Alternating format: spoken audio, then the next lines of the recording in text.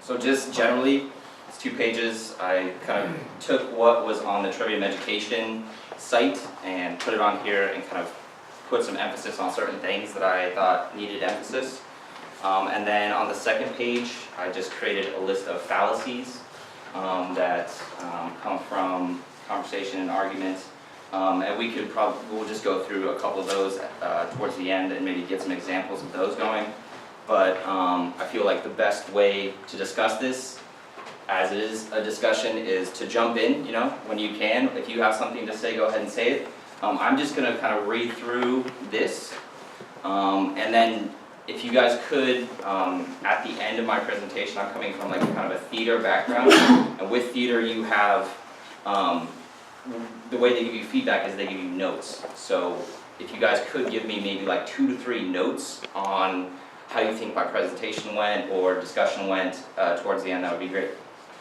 So, does anyone have kind of a general definition of Trivium that they want to share? Is there like, I know it's kind of complicated, but go ahead. The art of learning how to learn. The art of learning how to learn. I like that. So, it's kind of, the Trivium is broken down into 3 separate parts. You have the general grammar, formal logic, and classical rhetoric. So we'll start with general grammar. It answers the who, what, where, and when of a subject, and it's kind of the discovering and ordering of the facts of the reality that we're faced with, which then comprises our systematic knowledge of the world. So the general grammar is the rules developed and applied to ordering words and concepts for verbal expression, for communication. And it's our first contact with that natural order. So it's also the proper organization of a body of knowledge from raw factual data for the purpose of our gaining understanding of that knowledge. And from general grammar we have special grammar, and we have the more obviously general. So special grammar is specifically when we're developing rules and ordering words and concepts in a specific language, say that's Russian or English or Latin. And then you have general grammar, which is just the objective reality in any language. And it's the general principles believed to underlie the grammatical phenomena of all languages. So I don't really have any discussion questions for that. Does anyone have anything they want to talk about in terms of general grammar? What are we taught in school? We're taught specific grammar, right? Yeah. So we're learning the English language grammar. Whereas, I've never heard of people learning general grammar in school. Maybe that happens in other countries where they have other languages. Hi, my name is Bill. I drove a school bus for 18 years, and I was close to little kids in school. And I got to know some of the teachers quite well. I think currently we are not teaching our children correct grammar at all. I think the teachers don't know it. They know some of the basic rules and they push that on. But in general, English is slowly dying in the minds of our school system. So would you have any solutions? I like the old way of teaching first. Okay. I was taught to read by seeing syllables in a word and seeing them one by one as I progressed through the word. It's something that becomes very rapid with practice, and it's just as easy as word recognition. As a matter of fact, it's much better because when you see the syllables, you understand how the word should be pronounced, you understand how it breaks down, and you'll never forget it. Right. Whereas if it's word recognition, this problem occurs. After a while, the letters don't necessarily appear in the right order. There are a lot of things wrong with it. By the way, that's extremely funny. I have no trouble reading that. That's part of my presentation for later. Yeah, I just want to say that I read that easily. I'm mildly dyslexic. Oh. Yeah, I had a speech impediment when I was in school. I'm all the way dyslexic, so. You're lexic. It's a good. All right, Graham, keep going. Is there a red light on? Anyway, sorry, I got that in my mouth. It's good. It looks like it's not one there. Shit, Yeah. just one of your eyes I'll on. do general grammar. Okay, good to see it. Grab my coffee. Yeah, do you want me to man That's this? a question I can't really answer. I'll come back. Does anyone Yeah, else we'll switch off. have an answer for that? I think it's just a different foundation of beliefs in terms of how you analyze logic from either inductive or deductive reasoning. I actually gave a presentation on I only know this a little bit, just from what I studied. So inductive reasoning or deductive reasoning is from a top-down approach, and inductive reasoning is a bottom-up approach. So it goes specific and vice versa. Yeah, what's in here? Generally specific and vice versa. Yeah, so there's just two different ways of looking at the logic. I'm still learning that too. That's part of why we're all here. I'm like, I know some cool stuff, but I'm like, wow, I know nothing, you know? So that's where I'm up here to learn more and more stuff. So Graham, keep rocking, dude. Okay, so the next part of the trivium is formal logic, which answers the why of a subject. So we're looking at developing our reasoning skills in establishing non-contradictory relationships. So we're looking for facts. Is a guide for thinking correctly, thinking without any contradiction, and finding those non-contradictory relationships. So that is dependent on proof, and proof consists of establishing the truth and validity of a concept or proposition in correspondence with an objective factual reality. So situations happen, there's factual reality that we all perceive, and it's trying to get to that, that space where we can all kind of agree. Well, I'll get to that in a second. So by following this self-consistent chain of a higher level of thought back down to find foundational primary concepts or axioms. And so an axiom is a rule or principle that many people accept as true. So it's kind of a agreed upon reality that we're trying to digest. It's very true. Does anyone have anything they'd like to add about formal logic? Or Back to the schooling system, I think the problem with schooling is that you get your grammar, right, and then you come to the conclusion, and they want you to do the rhetoric. They never have you apply logic to anything you're taught. You're just supposed to blindly accept it. And I think that's a huge problem. right, they don't ask you why it happens. There's no collaboration, there's no nothing. This is what it is. Fallacy of appeal to authority. Right. There you go. Yeah. It's just yeah. They give you your facts, right? So If you don't disagree, you also fail. so true.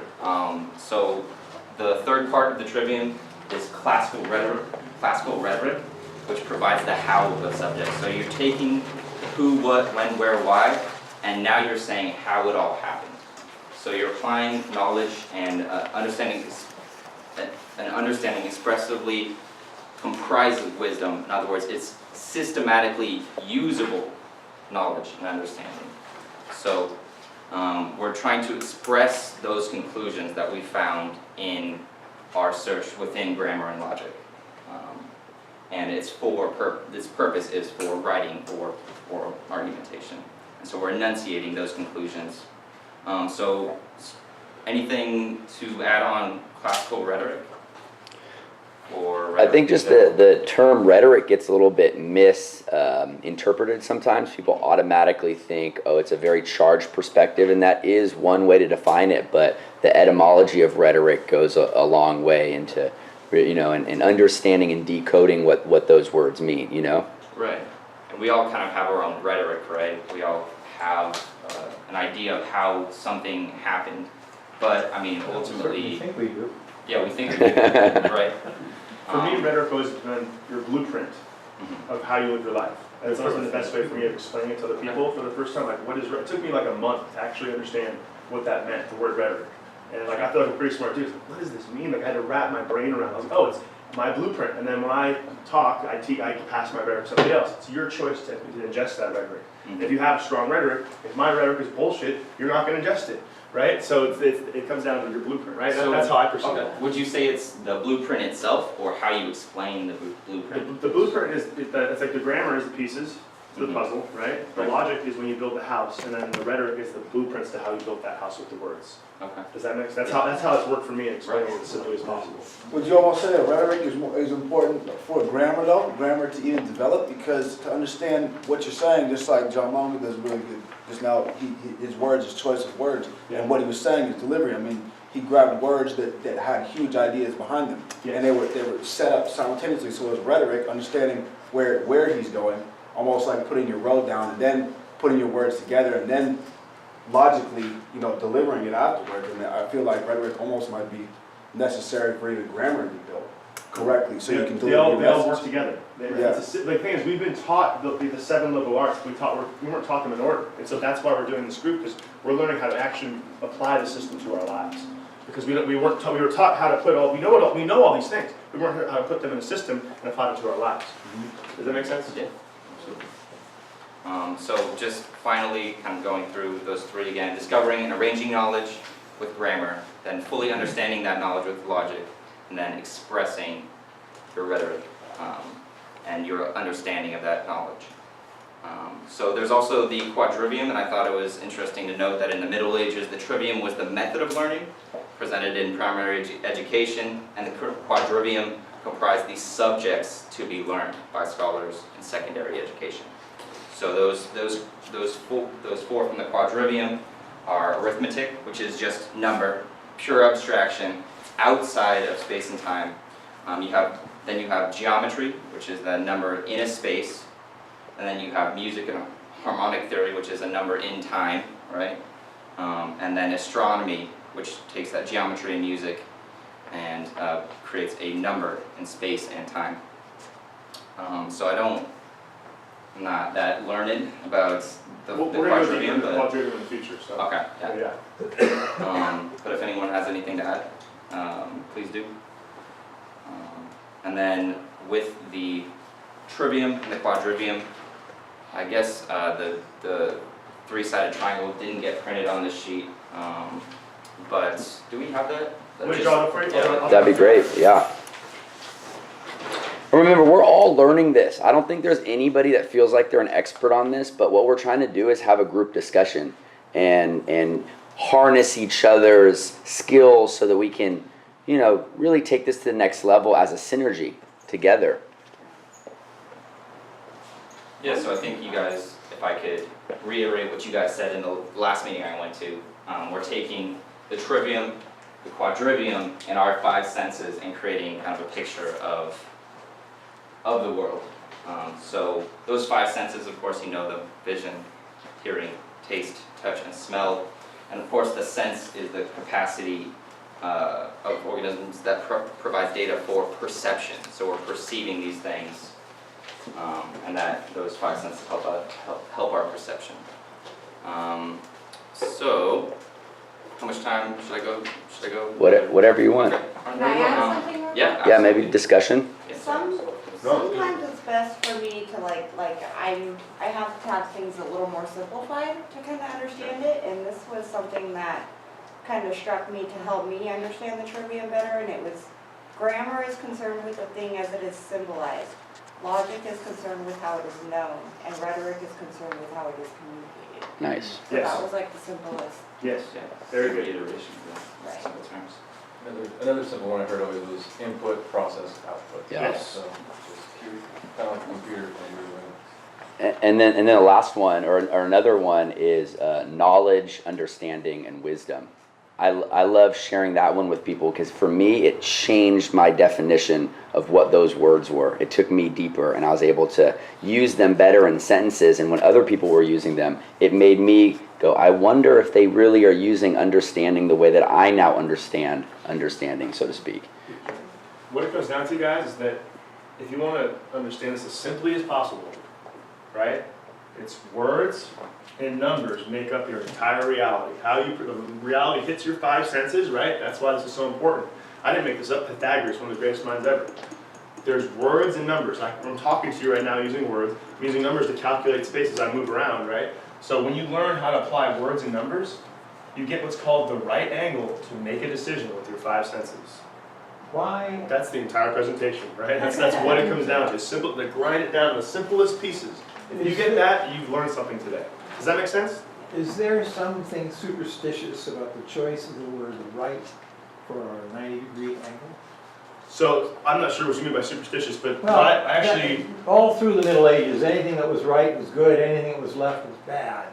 yeah, well, I mean, For that's example. possible. That's possible. I mean, we're here to learn, so like, there's possibility associated The with French that. have words that are implied that way. Gauche Mm-hmm. for left, adroit, person who's adroit, Yes. he's right, he does things correct. Sinister means left-handed. Sinister, there's another Yeah, one. no, There- totally. What I'm saying is, why isn't it a left triangle? instead of. You could be totally right. I mean, this is the way my brain works. No, Oh, it's I- great, it's great I- stuff. here's the thing, It's right? adding to the conversation. Absolutely referring to things I said. I was just gonna say two things.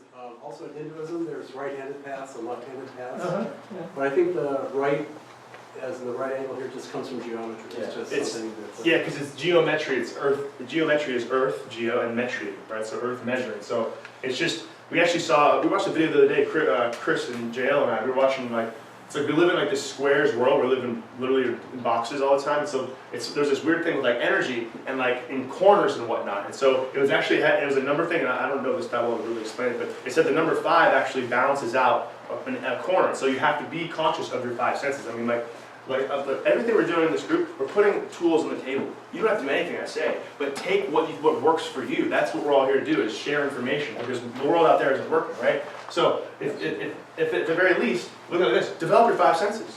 Then you're gonna make better decisions, right? Learn how words work. Then you're gonna make better decisions, right? Learn how numbers work, then you're gonna make better decisions, right? So that's for you to choose how you apply that to your life. I'm gonna interrupt you one more Go time. ahead, do it, I love it. We have 5 senses that Yes. are all dimensional. Yes, absolutely. There's another one that isn't, Yes, spirit. absolutely. And there's, what we experience in that dimension is perhaps of the greatest of importance. Well, you know what? You saying that is perfect, because one of our past meetings we talked about G.I. Gurdjieff. Do you know who G.I. Gurdjieff is? Spiritual guru of the early 1900s. And I actually teach this here in my gym. Excuse me. G.I. Gurdjieff's 4th way work, and what he talks about, and I was actually telling you about this, John, the other day when we met, is that in G.I. Gurdjieff's 4th way path, aka the great work, and this is something you want to do every day. I wasn't planning on talking about this, but it's up there, so it relates to what you're talking about. Is you want to develop the mind first, then the body, then your emotions, and then you'll tap into your spirit. Okay? A lot of people are operating from their lower self. They're like insecure, like what's going to happen? Like someone was left, what are we going to do? They're like, oh, my lower self, like this little ego, they're like stroking this little teddy bear, like what are we going to do? So We all do that. You got to tap into your higher self by doing the mental work, doing the physical work, doing the emotional work, and you have to do it in this order. You're not really going to get your emotions right without your mind and body. Does that kind of answer your question? A little bit, yeah. Cool. And my question is more of a statement and question combined. Okay. I've been around 82 years, I got an awful lot of stuff up here, and so sometimes it just comes out. I love it. I love it. That's exactly what we need. We need creative thinking. I But was just thinking again about the word spirit. And I think that the important thing here is for everybody to come to your own conclusion. yes. We are not teaching you what to think. No. We're teaching you how to think. Yes. So the reality is challenge every single thing you hear today. Everything that Odie, I'm challenging him and he's challenging me. So everything you hear, don't accept it. Figure out how to go deeper. And then if it resonates and it's something that you go, yes, that feels right, that's closer to truth, then you can start to. But please, fire these questions out. This is how we come to the bottom of this Study thing. group, guys. Yeah. You know, we're all equal. We're all on the same level. Yes. What's that? Question for Graham. When you were preparing and looking at the Trivium, what was your process of trying to learn it? I mean, what were the things that were valuable to you and your sources? Just so, how did this come about? I mean, internet, your study, what was your greatest breakthrough? I think just using the information on Trivium education was enough for me to kind of get a sense of it. I think breaking it down, like I tried to, with the emphasis in, in underlining things, in italicizing things, kind of breaking that down into main concepts or getting to the heart of what they're trying to say. That really helped me, which is why I put it on a page like this. But it was a little bit, I guess I don't have as many resources as I'd like to really explore the Trivium. There's podcasts on the Trivium education site. There's study notes. So going through those, that would certainly help. But I kind of wanted to take specific pieces and kind of break those down so I didn't get to explore So a as lot much of as I'd like. self-study, reading, Right. thinking about it, and Yeah. how those things in your own life apply every day. Yeah. And did you have breakthroughs, or not breakthroughs, just sort of where there was oh yeah, that resonates, so there's a logical fallacy I just heard from somebody. Definitely going. It's pretty cool when you start seeing it. Yeah. And then definitely going through those logical fallacies, I realized how many logical fallacies I make in arguments. Yes. Yeah. It's really, there's no it's so hard to provide all the specific information necessary for debate and for argument, especially just in conversation. It's so easy to make fallacies. There is no correct seasoning for crow. How would you say that relates? When you have to eat crow and you discover you're wrong. You're wrong. Right, yeah. Very good. Yeah. I think definitely knowing that I'm wrong about a lot of things helps me to be better. It's one of the greatest learning tools in the world. Yeah. That's a big thing too, being open to being wrong. Yeah, being okay with just trying so hard that you might be wrong and then you can correct. Willing to change. But we can only go as far as our courage will take us. Alan? This is going back to the quadrivium. It seems that the teaching is coming from the Middle Ages and stuff, and I'm wondering where you would fit chemistry into this, because a lot of these things are having to do with alchemy. Definitely quadrivium. I didn't want to go too deep into quadrivium today, but absolutely, I study alchemy, and one of the aspects of alchemy, it actually ties in with this triangle aspect, the masculine and the feminine being balanced, and that's one of the things that I do my best to teach to people that come to my gym. It's like if you're too masculine out of balance or feminine out of balance, you're not going to be very happy. So that kind of applies to the chemical marriage of what you want to make what's metal and turn it into gold, and what's mental and turn it into gold. And when you achieve this, then you've accomplished that. Did that kind of answer your question? I'll answer your question. So say your question one more time and I'll answer it. I was just relating to this being, Middle Ages, and your teaching, or the method was, math, geometry, music, astronomy. Correct. Why wasn't something like chemistry involved? So- because that's part of the alchemical process, and that's what you're telling us right here, basically. Yeah, I don't know the why behind that, but when it comes to chemistry, you can apply all of these principles to chemistry. You can figure out the mathematics behind it, the geometry, the how it relates in space and time, the harmonics of it, as well as the astronomy, quote unquote, of it, on all micro and macro structures. Okay. Wasn't that kind of a forbidden topic in the Middle So this Ages? is all kind of occulted information too, which means hidden. This isn't the easiest thing to find. You can't type in Trivium into Google, you're going to get a satanic band, right? You have to go deeper. So when you go Trivium education, there is this resource, but this resource is a 2-year study plan, and none of us have gone through the 2 years. We are all bits and pieces. We are not masters in this. We have just maybe known about it a little bit sooner, but if any of you wants to really become a master of it, go into that website. Yes. Do that 2-year and see if that's a good fit. And then there's lots of other shoots. There's bloggers, there's metaphysical people, there's lots of other people, but this stuff is deep, and it's not necessarily something that whoever is at the powers to be doesn't want us talking about, because it really does help us learn how to think and question everything. Let me give you a testimonial from me in the last year. I started applying the Trivium to my life and the logical fallacies. People can't lie to me anymore. I train clients, and I can see through their BS. So my business is taken off. Me and Alan over there, who just showed up, you guys, he works in the film studio. What's up, Ellen? Our careers have taken off. I have more clients than I've ever had in my life. We just did a video that raised almost $500,000 for kids with cancer. We just did a video for Burning Man last night. It's like, because I'm using my mind better, so everything's becoming easier for me. So he's appealing to emotion. It's a logical fallacy. It is. You guys.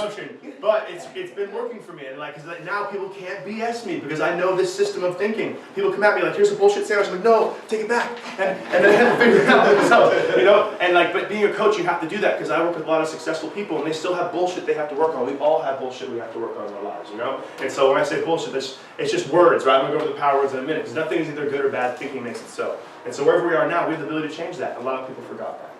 Where are you at right now? Yeah, I was just going to go through these fallacies, and instead of me just kind of saying them, I don't think that would be as helpful as maybe someone reading off a fallacy. Maybe go through the list of fallacies. Do you see one that you might make a lot, or you see other people making? Maybe read it off, and then I'll kind of give a brief introduction, and then we'll go into different types of fallacies. So a fallacy is a false notion, more simply, and it's a statement of argument based on a false or invalid inference. And can I just ask a question to the audience? Obvious. So why are we doing this? Why are we going into this? How does it pertain to, I thought we were talking about the Trivium method, and now we're talking about logical fallacies. Where does that fit together in the framework if I don't know this stuff? Yeah, I mean, for me at least, it's kind of helping to see if someone's general grammar, their formal logic, or their classical rhetoric is kind of accurate. Because if you're making a lot of fallacies, you're making a lot of assumptions on the subject matter that you're talking about.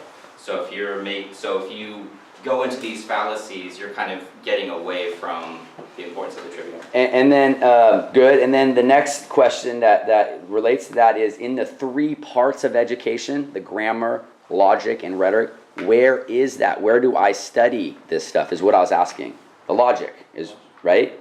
Right. Just making that overtly abundant, that if people are trying to figure this whole thing out, you can dive way into the grammar and figure out the etymology of where words came from. It's an ever-ending, lifelong thing. The logic now, the logical fallacies, and then the rhetoric is a whole other lifelong journey of never thinking you have it mastered, but there's a lot to persuading and influencing yourself and others with the way we communicate.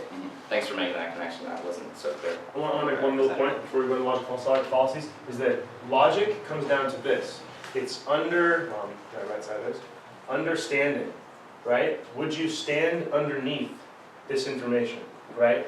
It's a foundation. It's like, I believe in this. It's understanding. Do you understand me, right? You stand underneath what I'm saying. So, like that's a big aspect of this. The word fallacious is the word. Logical fallacy comes from the word fallacious or fallar, meaning to lie. So, do you understand? If you don't want to stand underneath it, then it's fallacious, right? So that's another way of looking at it. Go ahead. Glad you guys are here.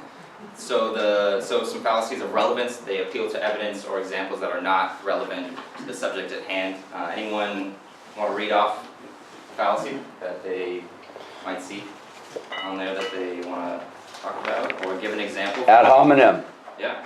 I used to use this one all the time. I'd get emotionally upset because somebody didn't agree with what I was saying, and so I would personally attack them and go, man, you're dumb, you don't know what you're talking about. Maybe in person, maybe on social media, maybe even passively aggressive. You know, just treat somebody differently, because all that could be ad hominem, and I had no idea before the Trivium method, and then I realized how guilty I was, and I'm still guilty. Even though you know this stuff, you're still very guilty until you start to really understand it. Yeah. Right. And so if you're attacking someone compared to an idea, you're kind of making it personal and not really discussing the matter at hand. You're just kind of telling the person that they're wrong because of how they are or whatever. So they can be abusive to argue proposals, assertions, arguments. They must be false or dangerous because they originate within a group. Think, religion or any sort of group, really. And then it could be circumstantial attack to argue that an opponent should accept or reject an argument because of the circumstances in his or her life. I just want to kind of put a really obvious one out there, is that we really saw ad hominem in the last election. If you look at the way Trump was elected, he was a master manipulator of the media. We don't live in a battleground state, and I started to really experience these feelings of hate, and that's not me, and I know that. And I understand brainwashing, I understand I'm just going to bring that one up. But when you take a look inside yourself and you realize how powerful these seeds are that are planted, you start to see all these fallacies of relevance really take form, because no one really was paying attention to what anyone was saying this whole time. It's basically an ad hominem attack on both parties, right? We have a two-party system that doesn't represent us anyway. So I think that I really like these three. I think all three are really popular, but I mean specifically ad hominem, I think everyone here has experienced a personal attack just for expressing their opinion. Yeah, absolutely, man. It's the most common one, in my opinion. Yeah. Anyone have another one they want to share? Just staying on the election theme, false dichotomy, because Trump's elected, we're all going to die here. But they make it sound like the world's ending now, and really nothing's changed. Or even like we were going to go to war. I mean, lots of illogical statements were made during the election process, and it came from both sides. The real problem is that the general public has been flooded with a lot of illogical information Yes. over a long period of time, and it's become part of their position, part of their, what's the Rhetoric. Rhetoric. part of their rhetoric, Rhetoric, yes. and part of their logic, even though it is not logical. It's not theirs, they Yeah, ingested it, they didn't even come up with it themselves. you For know? example, if somebody says conspiracy, everybody immediately connects in his imagination Yes. conspiracy theory. Yes. And there is always associated with it a down thumb, and if this guy's a nutcase or a right winger or something, even though there was indeed a true conspiracy about to be revealed. Yeah, that's true. The word conspiracy Yes. came from the CIA in the 60s with the JFK assassination. Well, Right? It was conspiracy a psyop. theory Hey, we're not was supposed to talk developed about by that. them as a means to brand people and Exactly. marginalize them. It was a psyop. Yes, it was. We have to be careful about psyops. I make a game every day when I watch television, every evening, to watch the commercials for hidden content. And I find it in every one. Yeah. It's not just commercials either, like, sorry to No. interrupt you, but No. I have YouTube music that Program I put material. music on, and it was playing random songs, and then for some reason Katy Perry came on. Yes. You know, I don't remember what song it was, I think it was Roar. Yeah. But she got mad at her boyfriend for cheating on her, and then she joined the military and was like blowing people up. Subliminal messaging, man. Yeah. People just playing and you're not even aware of it. Like my Yeah. dad's a sound mixer and Yeah. like he works in Hollywood. It's like the power of sound is so epic. You're doing all this stuff and it's like blasting your subconscious mind. You're not even aware of The it. brain is a receiver, That's what it is, like, and we it will have store what it constant- receives. we have Yes. constant- Every frame is calculated. Yeah. Yeah. I mean, to the color of the clothes, to the background, to where the camera sits, to where the To the mix microphone's of the placed. personnel. And so it's all, you know, I I mean- mean, one of the best successes is George Lucas. His Don't- whole thing is backgrounds and the Yes. artistry of, you know, getting the performance. And that's all, you know, very tightly controlled. I mean, we have storyboards to Oh. every, I mean, commercials, you have Is 30 there, are seconds, there any 15 hidden notes passed around among the various advertising agencies that we're gonna do it this way this year, make sure you include this, this, and this Most in likely. your Well, ads? that's, you know, I could say conspiracy, media manipulation, they all are working Well, what- towards sales, and there's hidden messages. My point is that Yeah, that's all very tightly calculated. When you watch that commercial, Yeah.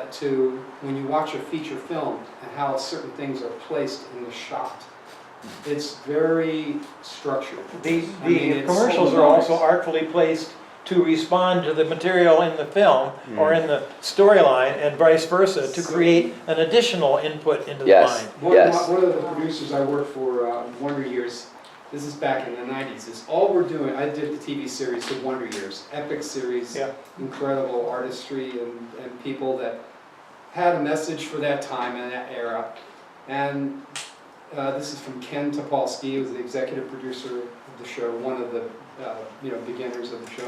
He said, all we're doing is we're making filler between commercials.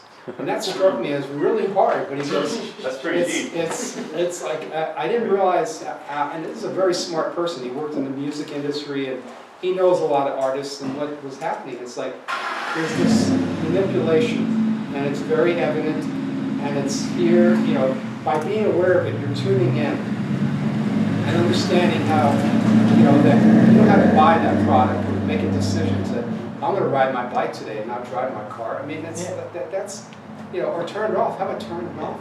How about going, you know, and don't be on your phone. I mean, there's so many things that are of value.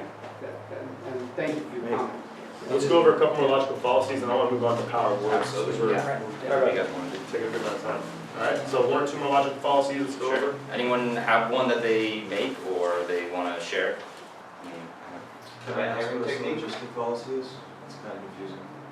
I don't know that one off the top of my head. What is it again? The syllogistic one under the component fallacies. Yeah, so component fallacies are errors in inductive or deductive reason, or in syllogistic terms that fail to overlap. So I guess what they're saying is that you're making a formal argument in logic, and you're making two statements, and one of the statements, because, sorry, I was reading too.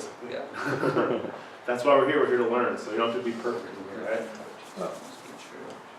What does the word syllogistic mean? I don't even know. You guys Yeah, anybody know? I mean, it's complicated. You write your word down? So It's like the famous way of saying that all men die. Socrates is a man, so Socrates must die, or something along those. Creating an argument by the words you're using. Two of them must mean something else, and then you can use it later because you have deemed the first sentence to be true. Right. So the example you gave was a correct example of deductive reasoning, right? Yeah. Socrates dying. So syllogism is just like bad premises lead to bad conclusions? I'm still rookie at this stuff. I That's honestly, why we're here, it's study, Yeah. I right? think I'm gonna have something, just to stay on tune with the topic that we're in. So, it's the election thing again with voting. It's like Hillary is a war hawk, she's probably gonna start World War III. Trump is a complete idiot, he's probably also he's a horrible representative for us. I'm just not gonna go vote. So I'm not gonna exercise the one power or the freedom that I have or voice my opinion because there's no outcome. Okay. Maybe, something So- like, it doesn't necessarily have to be like two things. but Yeah, okay, that's that's what it sounds like. good examples, it's pertinent to what It's like a conclusion made by it. What you got? I usually find at election time that I very seldom am voting for somebody. Or against. I am always voting yes. against somebody. And Yeah, I it's not our find stuff, right? I mean, I think we can survive better under this guy's stupidity than under this guy's stupidity. Right? That's sort of the evils, right? No, it really, and it's a tragic situation. That was not what the founders intended. All right, cool. One more logical fallacy. Yeah. One more. I think, at least for me, what comes up a lot is the straw man argument. Yes. I think a lot of times at my work, they play Fox News or CNN or whatever news station, and they always bring like for what was that thing in New York City where they were protesting against the banks. Like Occupy. Brexit? Occupy. Yeah. Whenever they brought up someone from Occupy, they would always bring up like the most dopey person, Yeah. looking person that they could, and didn't really know the argument, Yep. and so they Wearing a take Trump hat. America great. some exaggerated personality that they have. I mean, they attach insignificant non sequiturs to the image Right. to get the person viewing it to formulate an opinion unbidden, To associate. and it sits in there and generates attitude. Yeah, absolutely. And this is propaganda, this is brainwashing. Yeah, it's definitely propaganda. So that's what I had for straw man argument. Yeah. Cool. All right. Thanks a lot. Go give it a round of applause.